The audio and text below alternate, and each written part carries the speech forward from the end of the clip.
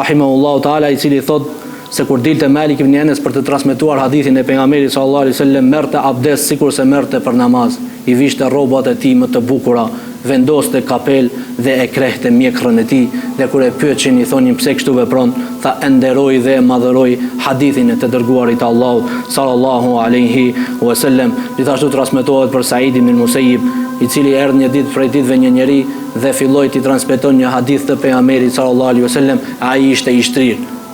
Tha, ndalo, më ngrini, dhe e ngrit, pasi ishte në moshë të shtuar, e ngritën dhe e ulën, dhe tha, nuk kam dëshirë që dikush të transmeton hadithin e pejgamberit sallallahu alaihi wasallam e unë të jem i shtrir.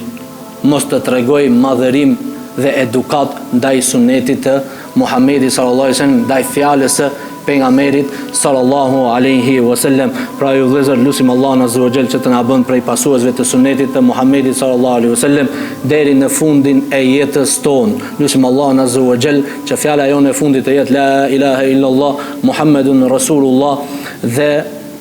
të qëndrojmë fort stoik pranë këtij sunetit e pejgamberit sallallahu alaihi wasallam, se kjo i përngjan anijes së Nuhut alayhis salam, siç tha Imam Malik, kush hyp në të shpëton, ndërsa kush nuk hyp në sunetin e pejgamberit sallallahu alaihi wasallam, nuk futet në të, nuk ka për të shpëtuar në ditën kur do del para Allahut azza wa jall.